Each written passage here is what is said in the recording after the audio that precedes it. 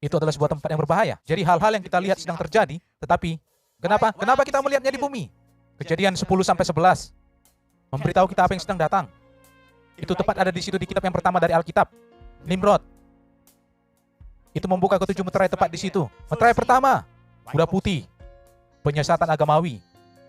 Dulu 8 orang yang masuk ke dalam bahtera percaya kepada Allah yang Esa. Dan sebelumnya Anda telah mengetahui Ham memperanakan Kus.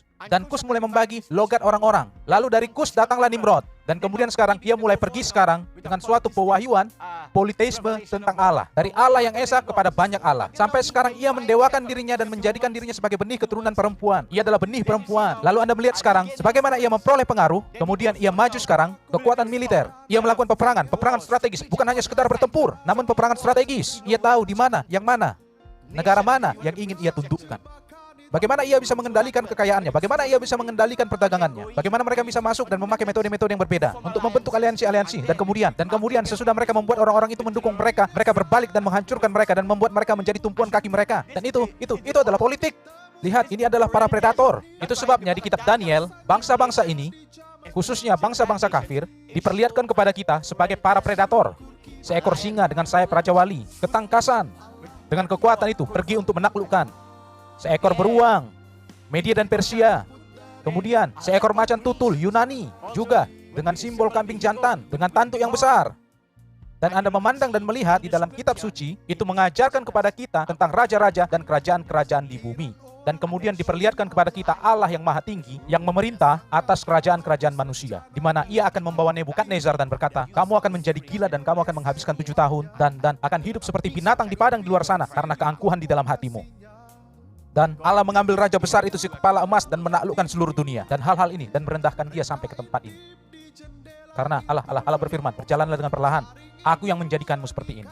Dan sekarang lihat apa yang sedang kamu lakukan. Ketika Anda melihat Allah melakukan itu, ketahuilah Allah lah yang memunculkan semua pemimpin itu. Itu adalah sebuah gambar untuk memperlihatkan hal yang terlihat begitu besar dan begitu kuat. Allah ada tepat di situ. Allah yang berkuasa, Allah yang menetapkan batas-batas.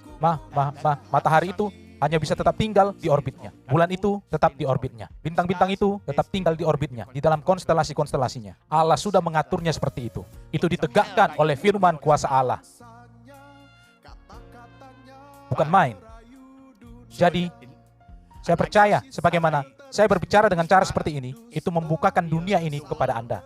Bangsa-bangsa dan dunia, masa yang sedang kita hidupi. Semua perang ini seperti yang di Ukraina. Semuanya ini untuk menunjukkan kepada Anda Alkitab, pola Alkitab, sebagaimana Anda melihat di situ, Anda mengenali bagaimana hal-hal ini bekerja di muka bumi.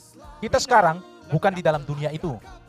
Kita bukan melawan darah dan daging, melainkan melawan penguasa-penguasa dan kekuatan-kekuatan. Peperangan kita adalah peperangan rohani. Persenjataan kita adalah firman Allah. Kenakanlah seluruh perlengkapan senjata Allah. Anda paham? Karena hal yang sama dengan jasmaninya, begitu juga yang rohaninya. Dan di dalam alam rohani itu, kita ada di sini sebagai perwakilannya Allah. Itu sebabnya di setiap zaman, Allah punya utusan yang kepadanya firman datang. Allah punya karunia-karunia yang akan mengenali zamannya dan mengenali pesannya dan menyelaraskan diri dengan pesan dari si utusan.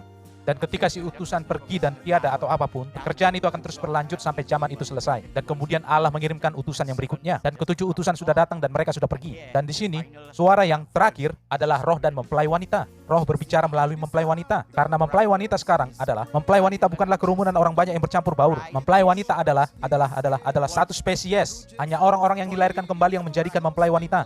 Itu adalah atribut-atribut kekal yang menjadikan mempelai wanita. Denominasi adalah kumpulan dari berbagai macam orang. Paham? Itu sebabnya kita tidak berbicara tentang gereja pesan, kita berbicara tentang mempelai wanita. Semua. Jika Anda pergi ke jalan, Anda melihat sebuah bangunan, Anda melihat seseorang menggambar piramida, Anda melihat foto dipajang, Nabi dengan tiang api di atas kepalanya, Anda berkata, hei, itu gereja pesan.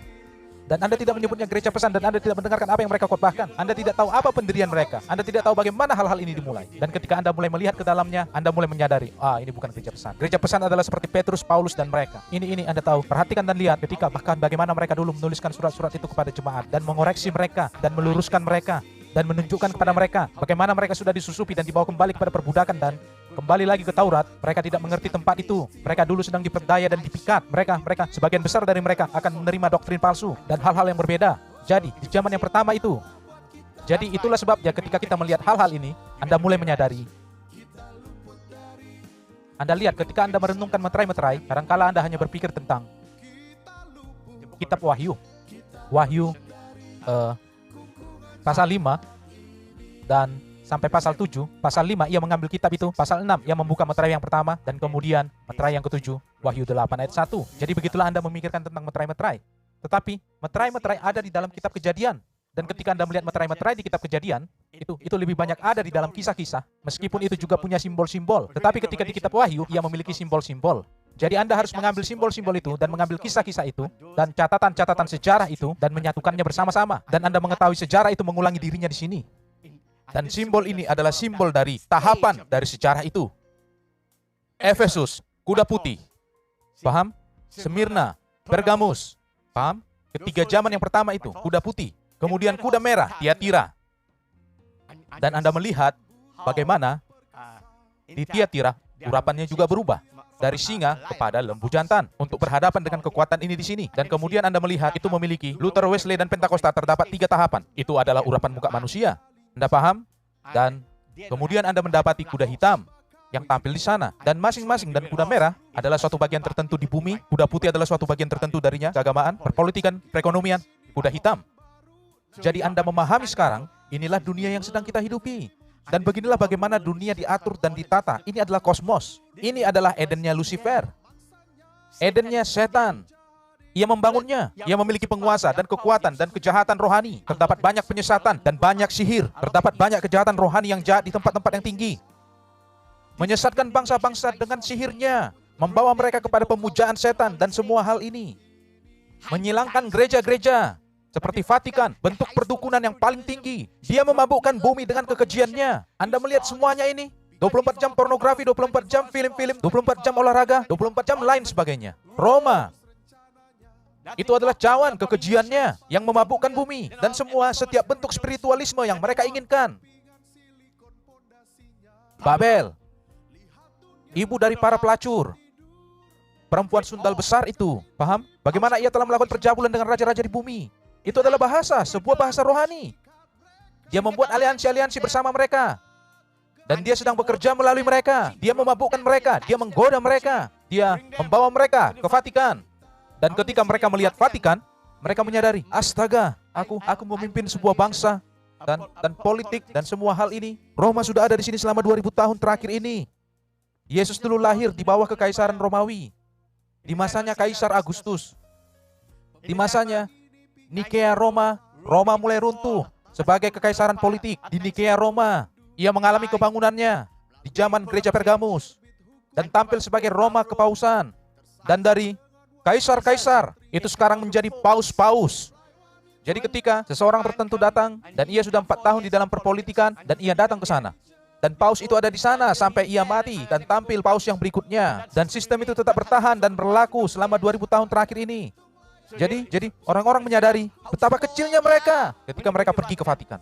Mereka mulai menyadari itu adalah uang mereka yang mereka di mana mereka mendapatkan pinjaman dari bank. Itu tidak disebut bank gereja Katolik, itu disebut bank Chase Manhattan. Itu perminyakan dan semua hal ini, perusahaan Shell dan berbagai macam semua jenis konglomerat besar ini di dalam industri perminyakan dan semua hal ini. Mereka mengendalikannya. Dan itulah sebabnya dibutuhkan utusan untuk membawa pewahyuan Allah, pelumas mata, untuk mengurapi mata pengertian kita, agar kita bisa memandang dan melihat jenis dunia apa yang sedang kita hidupi, bagaimana itu beroperasi.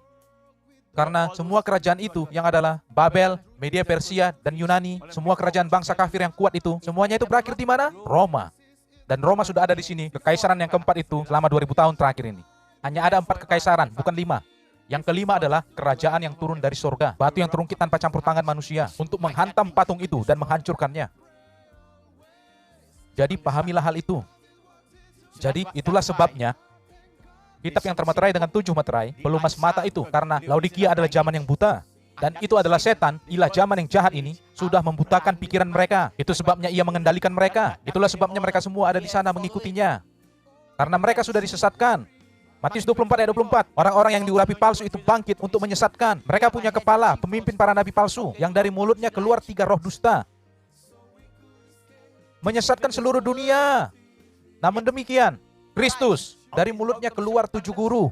Perhatikan, ada sebuah mulut di mana sesuatu keluar darinya di antara sangkakala ke-6 dan sangkakala ke-7. Dan di antara cawan ke-6 dan cawan ke-7 ada sebuah mulut yang darinya keluar 3 roh najis seperti katak. Yang satu itu mengumpulkan dunia bersama-sama. Yang satu ini mengumpulkan, yang lainnya mengumpulkan mempelai wanita bersama-sama. Ketujuh guru, seruan itu, pesan yang mengumpulkan mempelai wanita bersama-sama, menunjukkan bagaimana mempersiapkan iman pengubahan untuk sampai kepada penebusan yang sepenuhnya. Karena untuk pengubahan tubuh harus diubahkan. Anda harus punya iman untuk diubahkan, mengajarkan posisi kita, mengajarkan predestinasi kita, dan semua hal ini. Anda mengerti? Jadi itulah sebabnya kita sedang berjalan di dunia ini. Tetapi kita bukan berasal dari dunia ini. Karena kita sudah dihidupkan dan dibangkitkan. Di tiap-tiap zaman, Roh Kudus sedang memburu orang pilihannya. Karena mereka tidak bisa mati, mereka terlahir di bumi untuk suatu maksud. Mereka lebih dulu ditempatkan di bumi. Allah menempatkan mereka di suatu zaman tertentu. Anda tidak punya pilihan di zaman mana Anda ingin hidup. Allah menempatkan Anda di zaman tertentu untuk mendengar pesan tertentu. Karena Anda akan menjadi bagian dari mempelai wanitanya di zaman itu. Dan tiap-tiap zaman punya tantangannya masing-masing. Dan pewahyuan yang datang di zaman yang bersangkutan untuk membentengi kita dan memperkuat kita. Dan untuk menelanjangi jenis roh apa yang sedang kita hadapi di zaman yang kita hidupi. Dan kita berada di zaman yang paling menyesatkan. Anda lihat kembali di zaman Tiatira itu dulu. Mereka menjadi martir dan mereka menyerahkan nyawa mereka dan mati. Dan pergi kepada tujuan kekal mereka. Ia berkata, tetapi di zaman ini, setan membuat Anda merasa seperti seorang Kristen padahal Anda bukanlah orang Kristen. Ia membuat Anda merasa dipenuhi roh padahal Anda tidak dipenuhi oleh roh. Seperti orang-orang Pentakosta itu, mereka pikir mereka dipenuhi oleh roh. Percaya bahwa, kami tidak menginginkan pengkhotbah dan berbagai macam doktrin, baptisan, tetapi mereka menyangka mereka dipenuhi roh. Mereka disesatkan. Jadi ketika Anda datang dan melihat sekarang, Anda menyadari, tidak, kadangkala orang-orang memiliki perasaan minder. Mereka melihat, memperhatikan gereja-gereja mega yang besar, 40.000, 60.000 jemaatnya di Amerika dan lain sebagainya. Dan mereka duduk di sana. Tidak ada apa-apanya. Orang-orang disesatkan, mereka disesatkan dan menyesatkan orang-orang. Dan kalian gereja pesan yang kecil, di pojokan sini dan lain sebagainya. Di dalam sana, Allah hadir bersama kalian di sana. Kuasa Roh Kudus ada menyertai kalian semua di sana. Allah hadir di sana. Tidak perlu banyak gembar-gembor. Tetapi Anda berjalan di dalam terang, firman yang disingkapkan di zamannya. Anda mengerti dari mana Anda berasal, apa yang sedang Anda lakukan di sini, dan kemana Anda akan pergi dari sini. Anda mengerti hal Anda ditempatkan di dalam tubuh. Anda bukan bergabung untuk mencari Injil kemakmuran dan hal yang lain yang sejenisnya. Tidak, Anda dibangunkan untuk mengetahui bahwa Anda adalah kekal sama seperti Allah adalah kekal. Anda sudah dipilih di dalam Kristus sebelum dasar dunia dijadikan. Dalam situasi apapun Anda tidak bisa binasa. Itu benar. Jika Anda pergi ke neraka, Anda akan hidup melampaui neraka. Karena neraka tidak kekal. Andalah yang kekal, bukan neraka. Anda mengerti? Jadi Anda berjalan di sana. Dan itulah sebabnya Anda harus percaya kepada Allah yang ada di dalammu. Itulah sebabnya Ia membukakan meterai-meterai dari kitab kehidupanmu. Ia sedang memperkenalkan Anda kepada diri Anda sendiri. Ia sedang menunjukkan foto Anda di dalam album keluarga. Ia menunjukkan zamanmu. Ia menunjukkan kepadamu programnya bagi zaman yang sedang kamu hidupi. Ia mengurapimu dan memberimu suatu ukuran roh bagi pelayanan di mana kamu dipanggil untuknya di dalam organisme yang hidup itu. Dan ketika Anda mulai memahami hal-hal ini dengan cara yang benar, itu berkuasa. Anda tidak membutuhkan sekumpulan besar orang banyak, di mana 2 atau 3 orang berkumpul di dalam namaku. Aku hadir di tengah-tengah mereka. Jika 2 orang bersepakat, apa saja yang mereka minta, itu akan dikabulkan. Apa yang kamu ikat di bumi akan terikat di surga. Apa yang kamu lepas di bumi akan terlepas di surga. Anda tidak butuh 20.000 orang untuk membuat Anda merasa kuat, tidak. Di mana 2 atau 3 orang, 1 orang akan menghalau 1.000 orang. 2 orang akan menghalau selaksa orang. Ini adalah Allah yang menyertai umatnya. Mari injakkan kakimu ke atas tengkuk raja-raja ini. Yosua dulu menyuruh mereka, para penguasa itu. Dulu mereka adalah budak-budak di Mesir. Tetapi sekarang raja-raja, penguasa-penguasa, dan kekuatan-kekuatan ada di bawah kaki mereka. Sekarang mereka sudah disunat. Anda mengerti? Mereka memiliki tanda perjanjian bahwa mereka adalah umat pilihannya Allah, keturunannya Abraham, yang akan menguasai gerbang-gerbangnya si musuh. Mereka tidak punya rasa takut karena malaikat Allah menyertai mereka. Malaikat Allah diutus kepadamu untuk membawamu ke tempat yang sudah dipersiapkannya bagimu sebelumnya. Jadi Kejadian 10 dan 11, misteri ke-7 meterai, di dalam kedua pasal ini, kita melihat misteri kedurhakaan. Antikristus. Nimrod tampil, mengubah kebenaran menjadi dusta. Nabi palsu, mulai untuk mendirikan sistem-sistem itu. Mulai untuk memunculkan suatu ras yang sama seperti dia. Ia paus, ia punya kardinal-kardinal, ia punya uskup-uskup, ia punya keseluruhan sistem itu.